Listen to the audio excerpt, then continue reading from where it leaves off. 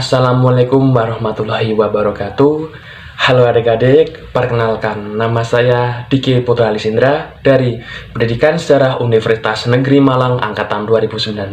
Setelah adik-adik membaca leaflet, materi sejarah politik etis dan beberapa organisasi pergerakan secara sekilas, selanjutnya saya akan menerangkan materi tersebut secara mendalam. Penerapan kebijakan politik etis di Hindia Belanda memicu munculnya organisasi pergerakan. Antara tahun 1900-an hingga menjelang akhir 1940-an, banyak bermunculan organisasi pergerakan dengan tujuan, latar belakang, dan strategi yang berbeda-beda. Dalam video ini, saya akan membahas beberapa organisasi pergerakan tersebut. Organisasi Budi Utomo berasal dari kata Budi Ingkang Utami, berdiri pada 20 Mei 1908 di Jakarta oleh Dr. Wahidin Sudirohusodo Sutomo dan para pelajar Sekolah Kedokteran Stovia di Kota Bandung. Tujuan gerakan Budi Utomo memajukan masyarakat Bumiputra, terutama suku Jawa dan Madura. Selain pada bidang pendidikan, ada beberapa tujuan dari Budi Utomo, yaitu memperbaiki sistem pertanian, memperbaiki sistem perdagangan, mengembangkan teknik industri, dan memajukan budaya kesenian bagi para Bumiputra. Namun, di dalam Budi Utomo terjadi perpecahan antara Dr. Rajiman Widyodiningrat yang mewakili golongan tradisional yang menginginkan perjuangan harus bersahab tidak secara frontal, dengan Dr. Cipto Mangunkusumo yang mewakili golongan modern, bahwa Budi Utomo harus bergerak melalui jalur politik yang secara radikal dan meninggalkan unsur budaya yang tidak sejalan dengan perjuangan. Cipto menegaskan perjuangan harus memanfaatkan pengetahuan dari Barat. Namun, ide tersebut ditentang oleh golongan birokrasi ningrat. Pertentangan muncul karena khawatir Budi Utomo akan melemahkan posisi para bangsawan. Munculnya kedua golongan tersebut mengakibatkan perpecahan di Budi Utomo. Akibatnya, banyak yang keluar. Perpecahan tersebut membuat Cipto meninggalkan Budi Utomo, sehingga organisasi tersebut menjadi lunak di mata Belanda. Budi Utomo sangat dekat dengan Belanda, sehingga mendapatkan kursi di Parlemen Volksraad. Dalam parlemen, Budi Utomo tetap mengkritik pemerintahan Belanda, namun dengan hati-hati. Pada 1933, Budi Utomo berfusi dengan Partai Bangsa Indonesia atau PBI menjadi Partai Indonesia Raya atau yang lebih dikenal dengan nama Parindra. Setelah berdirinya Budi Utomo, mulai muncullah organisasi-organisasi yang memiliki keterkaitan dan hubungan yang dekat dengan organisasi tersebut seperti Serikat Islam, Indeks Partai, Perhimpunan Indonesia, dan Muhammadiyah. Walaupun memiliki cara pandang yang berbeda, namun memiliki tujuan yang sama. Organisasi Serikat Islam didirikan oleh Kiai Haji Samahuddin pada 16 Oktober 1905 di kota Solo. Latar belakang berdirinya SI yaitu menyatukan golongan pedagang pribumi Islam untuk melawan pedagang etnis Cina. Bentuk perjuangan Serikat Islam yaitu mengembangkan jiwa dagang, memberi bantuan kepada anggotanya yang mengalami kesulitan dalam bidang ekonomi, dan memajukan pendidikan dengan mendirikan sekolah. Seiring berkembangnya, SI berubah menjadi organisasi yang mengusung ide nasionalis, demokratis, dan ekonomi. SI tumbuh dengan cepat. Antara tahun 1917 hingga 1920, SI memiliki pengaruh besar terhadap dinamika perpolitikan di Hindia Belanda. Sikap demokratis inilah yang mengantarkan SI berinteraksi dengan pemahaman Marxisme. Tokoh SI yang berhaluan Marxis adalah Semaun dan Darsul. Keduanya sering menggunakan pendekatan frontal dalam melawan Belanda. Pada Kongres SI pertama di Surabaya, 10 September 1912, Hos Cokroaminoto terpilih menjadi komisaris. Selama kepemimpinannya, SI bukan partai politik dan tidak akan melawan pemerintahan Belanda secara frontal. Cokroaminoto berusaha menumbuhkan semangat nasionalisme dan menggalang persatuan dengan seluruh golongan. Pada tahun 1923, Cokroaminoto mulai mengubah haluan SI ke arah politik dengan merubah nama Serikat Islam jadi Partai Serikat Islam atau PS, dan pada 1930 PSI merubah namanya menjadi Partai Serikat Islam Indonesia. Muhammadiyah didirikan oleh Kiai Haji Ahmad Dahlan pada 18 November 1912 di Yogyakarta. Berdirinya Muhammadiyah sebagai bentuk reaksi terhadap keadaan masyarakat Muslim di Hindia Belanda yang pada saat itu terbelakang, tertinggal dalam hal pemikiran modern dan pemahaman agama. Tujuan didirikannya organisasi Muhammadiyah menyebarkan pemahaman pembaruan Islam, melakukan pemurnian akidah Islam, melakukan perbaikan pendidikan dan pengajaran Islam. Sejak awal, Muhammadiyah tidak terlibat dalam kegiatan politik yang melawan pemerintahan Belanda. Muhammadiyah lebih memusatkan gerakannya pada ranah pendidikan dan kesejahteraan sosial. Inded Social Democratic Vereniging atau ISDF kelak akan menjadi Partai Komunis Indonesia. Didirikan oleh Senelevit pada 9 Mei 1914. Tujuannya menyebarkan paham-paham marxisme di Hindia Belanda. Namun, organisasi ini tidak mendapatkan simpatik yang banyak. Lalu, ISDF mulai menyusup di dalam tubuh Serikat Islam seperti Semaun dan Darsono. Masuknya para kader ISDF ke Serikat Islam mendapat perlawanan, terutama pada Cokro Aminoto yang berujung perpecahan antara Serikat Islam Putih dan Serikat Islam Merah.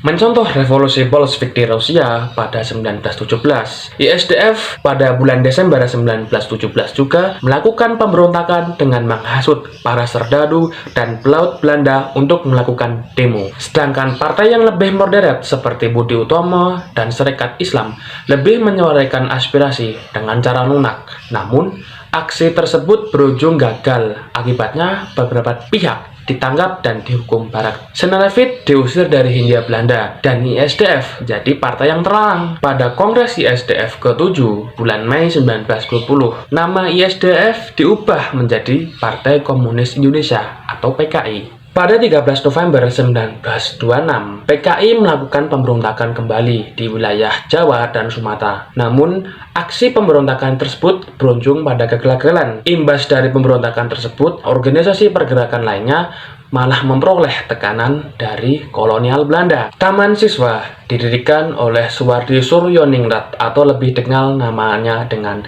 Ki Hajar Dewantoro pada 3 Juli 1922 di Yogyakarta. Taman Siswa adalah organisasi yang berasaskan kebangsaan dan bersikap kooperatif dengan penjajah Belanda. Semula, Ki Hajar Dewantoro pernah menentang perayaan 100 tahun hari kemerdekaan Belanda atas penjajahannya oleh Prancis. Menurutnya, rakyat Bumiputra tidak pantas merayakan kemerdekaan negara yang sedang menjajahnya. Akibatnya, dibuang ke Belanda antara tahun 1913 hingga 1919. Setelah pulang dari pembuangannya di Belanda, pada 1922, Ki Hajar Dewantoro mendirikan sebuah sekolah bernama National Undergraduate Institute Taman Siswa. Tujuan mendirikan sekolah adalah mendidik para kaum muda agar memiliki jiwa nasionalisme yang tinggi sehingga dapat mengangkat derajat kaum Bumiputra. Pengajaran di sekolah Taman Siswa berkeinginan agar dapat berperasaan, berpikiran, dan bekerja secara lebih merdeka. Semboyan yang digunakan dalam Taman Siswa yaitu Ing Ngarso Song Tulodo, Ing Madya Mangun Karso, dan Tutwuri Handayani. Bentuk perjuangan dari Taman Siswa yaitu mendirikan sekolah-sekolah dengan berbagai jenjang usia, sekolah keguruan, dan sekolah kejuruan teknik. Nahdlatul Ulama artinya kebangkitan ulama didirikan oleh Kiai Haji Hasyim Asy'ari pada 31 Januari 1926 di Surabaya. Ada 3 alasan Nahdlatul Ulama berdiri. Motif keagamaan. Nahdlatul Ulama lahir dengan semangat untuk menegakkan dan mempertahankan agama Islam. Kedua, mempertahankan paham Ahlussunnah wal Jamaah, terutama umat Islam di Indonesia. Ketiga, nasionalisme. Tumbuhnya rasa nasionalisme karena ada niatan untuk menyatukan para tokoh ulama melawan penjajah Belanda. Latar belakang berdirinya Nahdlatul Ulama karena ulama tradisional tidak mendapat perhatian penuh dari beberapa organisasi Islam di masa tersebut seperti Serikat Islam dan Muhammadiyah. Organisasi ini berfokus untuk memperjuangkan kebebasan bermazhab seperti mazhab Syafi'i, Maliki, Hanafi, dan Hambali. Walaupun Nahdlatul Ulama lebih condong ke mazhab Syafi'i. Selain itu, Nahdlatul Ulama juga memajukan pendidikan Islam dengan mendirikan pesantren dan masjid. Nahdlatul Ulama juga berfokus untuk membantu para kaum tani dengan cara meningkatkan hasil produksi dan membantu penjualan hasil pertaniannya. Walaupun NU tidak sejalan dengan Muhammadiyah dan organisasi Islam pembaruan yang lainnya karena perbedaan pada hukum Islam, tetapi Nahdlatul Ulama dan Muhammadiyah pernah memperjuangkan kemerdekaan. Salah satunya dengan mendirikan Majelis Tafsilur Arkar atau bertukar pikir. Dari majelis tersebut, lahirlah Majelis Nahdlatul Al-Wathon atau Kebangkitan Tanah Air. Selain itu, Muhammadiyah yang diwakili oleh Kiai Haji Mas Mansur dengan Kiai Abdul Wahab Hasbullah, tokoh Nahdlatul Ulama, mendirikan beberapa pondok pesantren, di antaranya Kitab Al-Wathon atau Mimbar Tanah Air, Madrasah Al-Wathon, Keluarga Tanah Air di Wonokromo, Surabaya, Frakru Al-Wathon, Cabang Tanah Air di Kota Gresik, dan Hidayah Al-Wathon, Petunjuk Tanah Air di Jombang. Dalam masalah perjuangan, Nahdlatul Ulama dan Muhammadiyah sepakat ingin memperjuangkan kemerdekaan Indonesia melalui bidang pendidikan. Setelah membahas beberapa organisasi pergerakan, selanjutnya saya akan membahas bagaimana strategi perjuangan organisasi Muhammadiyah secara lebih mendalam. Kita mulai dari pendiri organisasi Muhammadiyah, Kiai Haji Ahmad Dahlan, juga seorang anggota dari organisasi Budi Utomo. Ahmad Dahlan kemudian terinspirasi untuk mendirikan organisasi yang terdiri dari golongan umat Islam. Hidup selamanya tidak kekal. Ahmad Dahlan meninggal pada 23 Februari 1923. Atas jasa-jasanya, Ahmad Dahlan dalam membangkitkan kesadaran bangsa Indonesia melalui pergerakan pembaruan Islam dan pendidikan, pemerintah Republik Indonesia menetapkannya sebagai pahlawan nasional. Suara Muhammadiyah adalah majalah resmi Muhammadiyah, dirintis oleh Kiai Haji Ahmad Dahlan dan Haji Farudin. Pertama kali terbit pada tahun 1915. Suara Muhammadiyah merupakan salah satu majalah tertua yang ada di Indonesia. Majalah tersebut digunakan sebagai media dakwah, menyebarkan dakwah Islam amar ma'ruf nahi munkar. Majalah Suara Muhammadiyah tidak dapat terlepas dari badan yang namanya Taman Pustaka Muhammadiyah yang bertugas untuk mencetak dan menerbitkan majalah tersebut. Pada peristiwa Sumpah Pemuda 28 Oktober 1928 yang berisi 3 pilar, yaitu tanah air, bangsa, dan bahasa yang satu yaitu Indonesia, Muhammadiyah dan Aisyah juga mendukung dengan mengganti kata Hindia Belanda pada majalah Suara Muhammadiyah dan Suara Aisyah. Sejak saat itulah organisasi Muhammadiyah mulai mengadopsi bahasa Indonesia sebagai bahasa keseharian maupun dalam berorganisasi. Siti Walidah lahir 1872 di Kauman, Yogyakarta, dari seorang ulama terkemuka di Kauman. Siti Walidah kelak akan menikah dengan Ahmad Dahlan.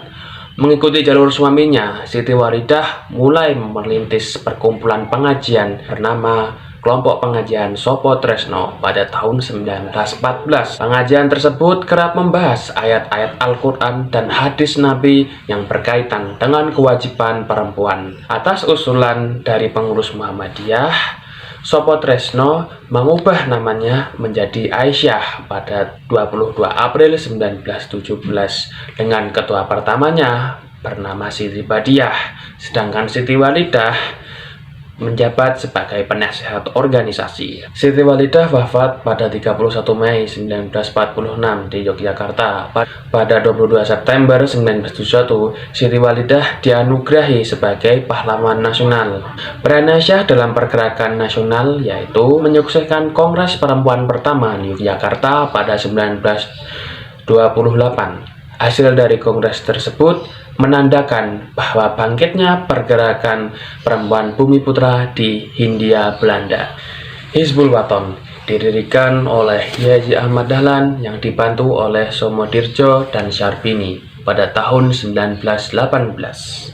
Semula bernama Bahdr Muhammadiyah, lalu diubah namanya menjadi Hizbul Wathon yang artinya Tentara Tanah Air. Berdirinya Hizbul Wathon diawali saat sepulang sore Ahmad Dahlan dari pengajian di kota Solo. Ia tak sengaja menyaksikan latihan Javanese Pravider Organisasi atau JPO yang pada saat itu tengah latihan di Pura Mangkunegara.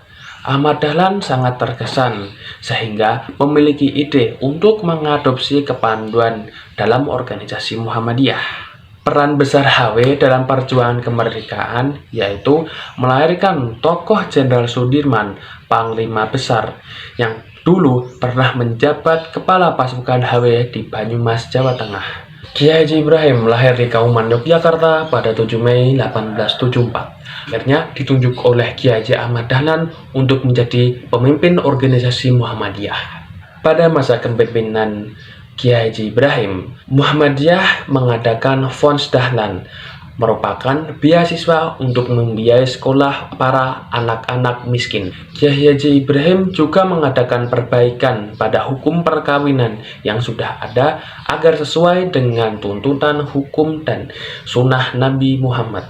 Pada Kongres Muhammadiyah di Solo tahun 1929, Muhammadiyah mendirikan Wisster Mai, yaitu badan usaha yang bertugas untuk menerbitkan buku-buku sekolah Muhammadiyah dalam naungan Majelis Taman Pustaka.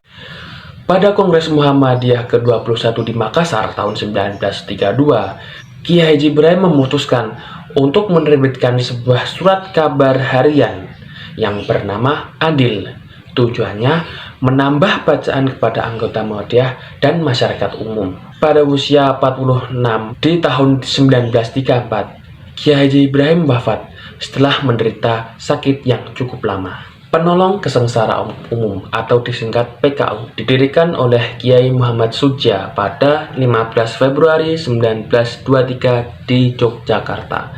Merupakan organisasi divisi Muhammadiyah yang bertujuan untuk memberi pertolongan kesehatan dan kesejahteraan kepada umat Islam. Selain pada bidang kesehatan, PKU juga mendirikan panti asuhan atau Wehnus Muhammadiyah. Dirintis pada 7 November 1927 di Yogyakarta hingga peresmiannya pada 5 Oktober 1931. PKU juga mendirikan Ahmenjus atau Rumah Miskin pada Oktober 1923 di Serangan, Yogyakarta oleh Dirjo Wongso. Melihat kondisi masyarakat yang terpuruk, maka Dirjo Wongso yang merupakan murid dari Ahmad Dahlan berinisiatif untuk membuat sebuah rumah miskin. Tujuannya agar para pengemis tidak selalu meminta-minta. Nasyatul Aisyah sebelumnya bernama Siswa Poro Wanito yang didirikan oleh Sumo Dirjo atau Pak Sumo, seorang guru standar School Muhammadiyah di tahun 1919. Tujuannya mewadahi kegiatan dan kreativitas di luar pembelajaran sekolah bagi remaja putri. Kemunculan SPW bersamaan dengan sekolah-sekolah Muhammadiyah di Yogyakarta.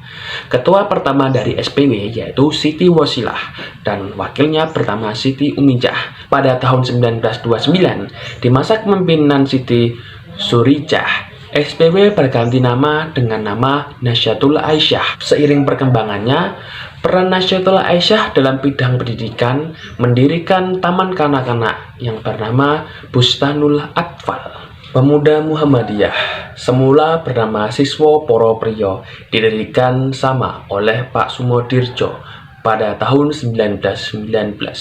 Pada perkembangannya, SPP mengalami perubahan yang pesat. Pada Kongres Muhammadiyah ke-21 di Makassar tahun 1932 diumumkan akan berdirinya Muhammadiyah bagian kepemudaan.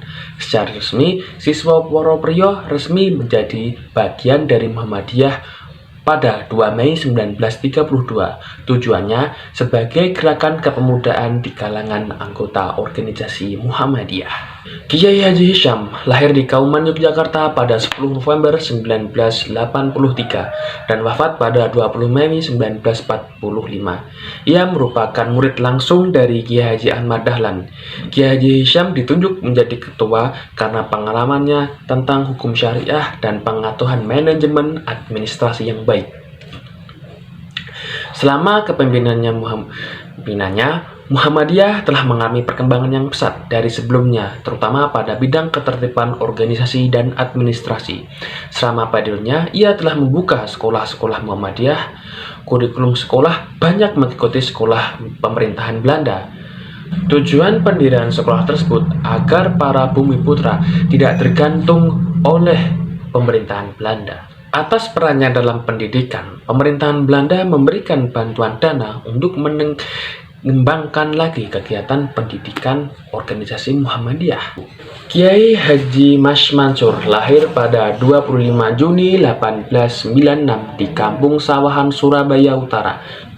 Pada tahun 1908, Mas Mansur pergi ke Mekah untuk belajar tentang ilmu agama. Dari Mekah, ia tidak langsung pulang ke Indonesia, justru melanjutkan pendidikannya ke Universitas Al-Azhar Kairo, Mesir. Di sanalah ia mulai mengenal pemikiran pembaharuan Islam. Setelah tiba di Surabaya, Mas Mansur lalu bergabung dengan Muhammadiyah. Pada 1 November 1921, ia menjadi ketua cabang Muhammadiyah di Surabaya. Karir organisasinya mulai melesat, sehingga ia dijadikan ketua ketiga pengurus Muhammadiyah antara tahun 1937 hingga 1943. Peran Mas Mansur dalam kemerdekaan yaitu ikut mendirikan organisasi Al-Majlisul Islam A'la Indonesia atau yang disingkat dengan MAIA bersama dengan tokoh dari organisasi Nahdlatul Ulama yang diwakili oleh Kiai Abdul Wahab Hasbullah dan Kiai Haji Muhammad Dahlan yang dibantu oleh Wondo Amiseno. Kiai Haji Mas Mansur wafat pada tanggal 25 April 1946, dimakamkan di pemakaman Sunan Ampel, Gipo. Atas jasa perjuangannya di tahun 1960, Kiai Haji Mas Mansur dianugerahi sebagai pahlawan kemerdekaan Indonesia. Sekian video pembelajaran sejarah kali ini. Bila ada kata saya mohon maaf. Wassalamualaikum warahmatullahi wabarakatuh.